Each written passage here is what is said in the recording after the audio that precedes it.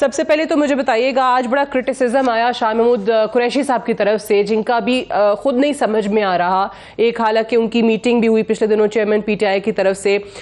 गो के ये भी उम्मीदवार हैं कि जो बच गए हैं पीटीआई में उनको ये लीड करें, लेकिन आज उन्होंने आपकी जमात पे बड़ी तनकीद की है कि ये जो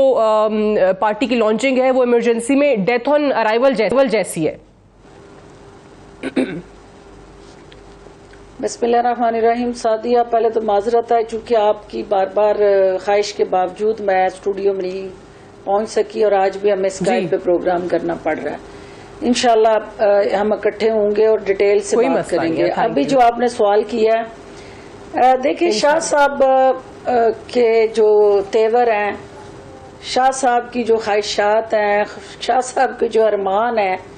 आपको पता है कि वो क्या है। और वो ये बात कर रहे हैं कि जो अपने दिल के अंदर ये अरमान लेके चल रहे हैं कि कब जो है वो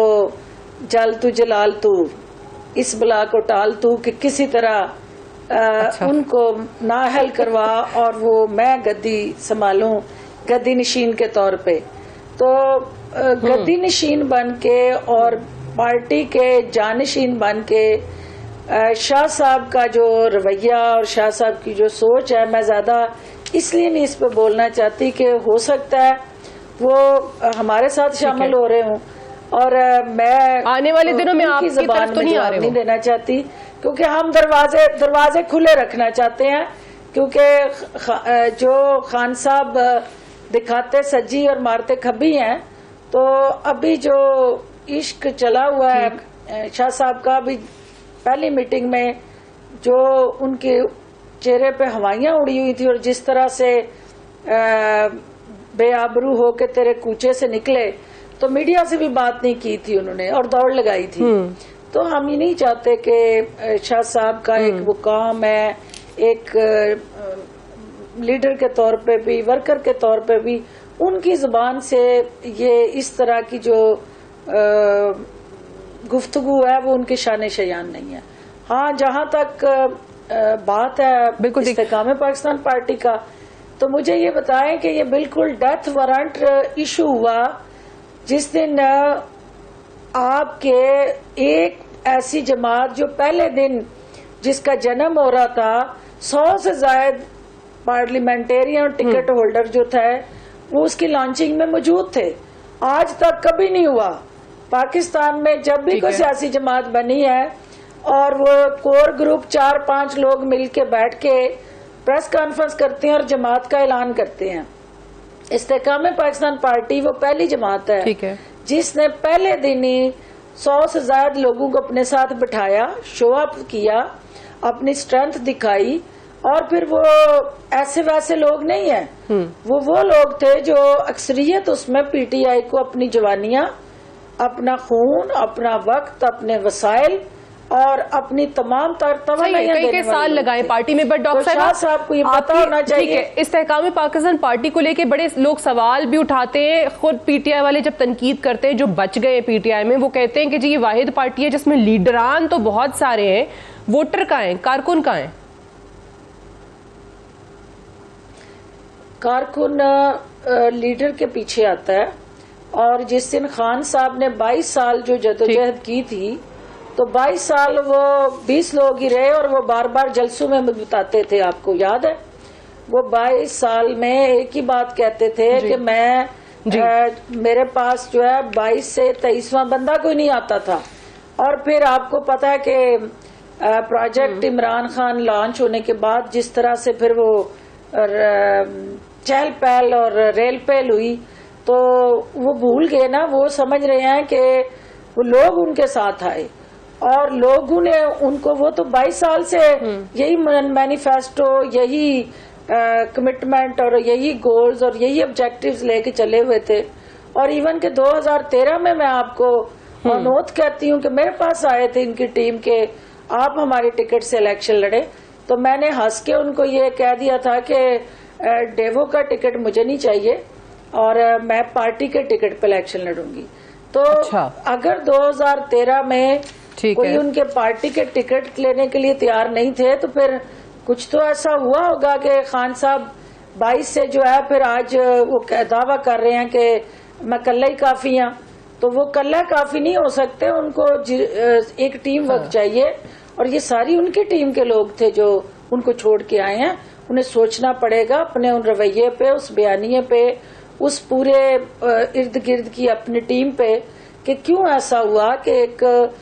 पॉपुलर लीडर जो था, जो मैसेज की उसके साथ अच्छा, ये आपने बड़ी इंटरेस्टिंग बात की है डॉक्टर साहिबा कि ऐसा क्यों हुआ। अब मुझे एक बात बताइएगा, ठीक है डॉक्टर साहिबा, देखिए आप काबीना का हिस्सा थी, बड़ी अहम वजीर आप रही। मेरी कुछ इन्फॉर्मेशन है, अगर ये इन्फॉर्मेशन गलत है तो मेरी तस्दीक फरमा दीजिएगा कि आप जब पार्टी से थोड़ा दूर हुई तो उसकी भी शायद बुनियादी वजह यही थी कि जो दो खवातीन हैं, एक तो खान साहब की अहलिया और उनकी जो करीबी दोस्त है फरज शहजादी और फरा गोगी, कि उनके शायद कुछ इख्तलाफात थे या उनको ये शायद लग रहा था कि बड़ा कुछ बेहतर हो जाएगा अगर आपको थोड़ा दूर कर दिया जाए। ये खबर दुरुस्त है? और जो आप कहती हैं कि उनको ये सोचना होगा कि वो अकेले क्यों रह गए, उनकी पार्टी ऐसे क्यों टूट गई, तो उसमें इन दो खवातीन का कितना किरदार है? इनका 99.9% किरदार है। और ये लम्हा फिक्री है। मेरे देखिए बहुत सारे पीटीआई के मेरे चाहने वाले जो हैं वो उनके लिए ये अच्छी डिस्कशन नहीं है, उनकी दिल आजारी होती है, मुझे एहसास है इस बात का। लेकिन हकायक जो है वो कैसे छुपाए हम, और जो तलख हकीकतें होती हैं वो होती तो हकीकत है, लेकिन वो बिटर रियलिटी होती है। अब इस हकीकत से कौन इनकार करेगा कि बुशरा बीबी साहिबा जिस वक्त खान साहब की जिंदगी में आ गई तो उन्होंने खान साहब के उस पूरे के पूरे, हमें उनकी जाती जिंदगी से कोई लेना देना नहीं था। एक बीवी का हक होता है अपने खामन पे, और वो अपने डोमेस्टिक अफेयर्स जो है उसको चलाने का इख्तियार भी होता है। लेकिन मुझे ये बताएं कि जब 25 करोड़ वाले मुल्क की जो एटॉमिक एनर्जी और हर तरह के लेटेस्ट टेक्नोलॉजी का हामिल हो और पूरी दुनिया के अंदर उसकी अफवाज और कौमी सलामती इदारों का एक वकार हो, तो उस मुल्क का वजीर आजम जो है वो उस डोमेस्टिक अफेयर्स के अंदर नेशनल अफेयर्स को डिस्कस करता हो और फिर वहां से इस्ताहारे करा के वो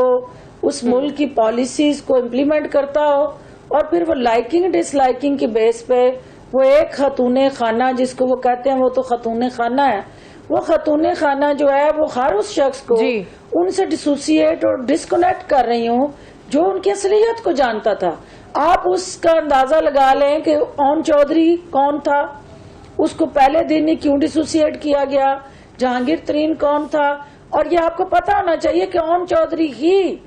खान साहब को बुशरा बीबी के पास लेके गया था, और जो जो उनकी असलियत को जानता था बिल्कुल उनके निकाह में शामिल थे, गवाह थे, डिस्कनेक्ट करवा देती थी ऑफ कोर्स। और दूसरा जहांगीर तरीन चूंकि जानते थे जिस शख्स का खान साहब के साथ क्लोज एसोसिएशन और एक उनके तक रसाई थी, वो हर उस शख्स को खान साहब को मुतनफर करके डिस्कनेक्ट करती रही। हाँ वो उसकी बहनें थी, खान साहब की बहनें, मैं तो कोई बहन थी ना जो मुंह बोली बहन थी, लेकिन जो उनकी हकीकी बहनें थी उनको भी 4 साल खान साहब के घर तक रसाई नहीं थी, क्योंकि जो खान साहब को सच बताता, हकायक बताता, खान साहब को इस तरह से पॉइजनिंग की जाती कि वो उस फर्द को डिसोसिएट करते और अपने सिस्टम से माइनस करते, और वो कहते कि नहीं अब तुम इधर बस साइड पे हो जाओ।